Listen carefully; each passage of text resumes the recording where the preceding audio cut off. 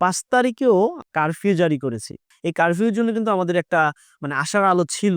যেহেতু এই সরকার কারফিউতে চলে গেছে, তার মানে এই সরকারের আর কোনো সেকেন্ড অস্ত্র নেই। সেনাপ্রধান ঘোষণা দিবে জাতির উদ্দেশ্যে। তো তখন আরেকটু বেশি কনফিডেন্স চলে আসে যে হ্যাঁ, হয়তোবা কিছু একটা হয়ে গিয়েছে। যখন এই আন্দোলনের শেষ মুহূর্তটা ৫ই আগস্ট আ আমরা দেখলাম যে ঐদিন সারা দেশে সবচেয়ে বেশি নৃশংসতা চালিয়েছে আ হাসিনা সরকার।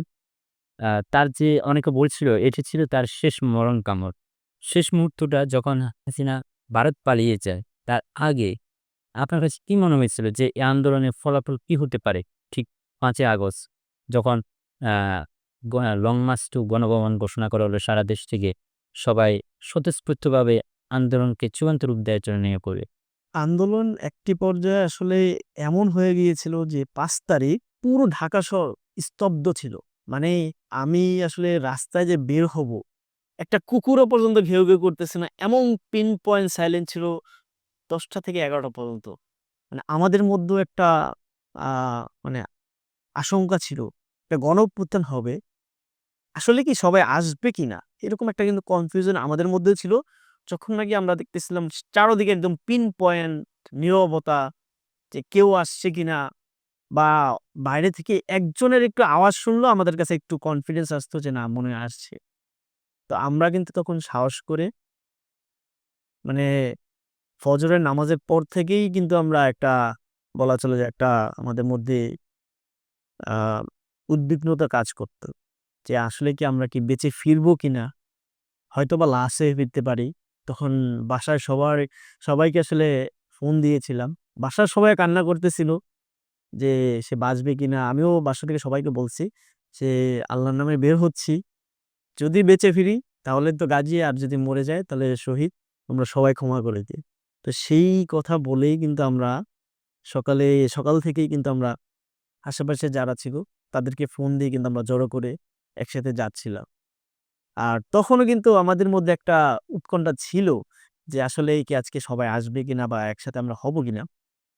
আর সেখানে ৫ তারিখেও যখন দেখতেছিলাম বিভিন্ন জায়গা থেকে আওয়ামী লীগের বাধা, ইভেন তখন কিন্তু কারফিউ জারি করেছি। মানে কারফিউ কিন্তু একটি সরকার কখন জারি করে? যখন তার সবকিছু ব্যর্থ। এনএসআই, ডিজিএফআই সবকিছু যখন ব্যর্থ, তার নেতাকর্মী সবাই ব্যর্থ, তখন কিন্তু কারফিউ জারি করে। এই কারফিউ জারি যখন করেছিল তখনই আমার আত্মবিশ্বাস ছিল যে এই সরকার হয়তোবা আর বেশিদিন থাকবে না। যেহেতু সে তার সর্বশেষ স্টেপে চলে গেছে। একটি সরকারের সর্বশেষ স্টেপই ছিল এটা কারফিউ। সে কোনো কিছু নিয়ন্ত্রণ করতে পারছে না, পরবর্তীতে কারফিউ। এই কারফিউর জন্য কিন্তু আমাদের একটা আশার আলো ছিল। যেহেতু এই সরকার কারফিউতে চলে গেছে, তার মানে এই সরকারের আর কোনো সেকেন্ড অস্ত্র নেই বা এর পরবর্তী কোনো স্টেপ কিন্তু তার আর নেই। এই জিনিসটা আমাদের একটু আশার আলো দিয়েছিল এবং পরবর্তীতে আমরা সেনাবাহিনীর বিভিন্ন জায়গায় আমরা বাধা দেখেছিলাম এবং তাদের বাধা উপেক্ষা করে কিন্তু আমরা একদম শাহবাগে এসে জড়ো হই। একটি বলা চলে গণঅভ্যুত্থানের একটি সফলতা আমরা দেখতে পাই। তো তার আগে কিন্তু আরেকটি আমরা ঘোষণা পাই, যেটা হচ্ছে যে সেনাপ্রধান ঘোষণা দিবে জাতির উদ্দেশ্যে। তখন কিন্তু ১২টার দিকে প্রায় ১১:৩০ থেকে ১১:৪৫ তখন আমরা এই নিউজটা পাই। তো তখন আরেকটু বেশি কনফিডেন্স চলে আসে যে হ্যাঁ, হয়তোবা কিছু একটা হয়ে গিয়েছে।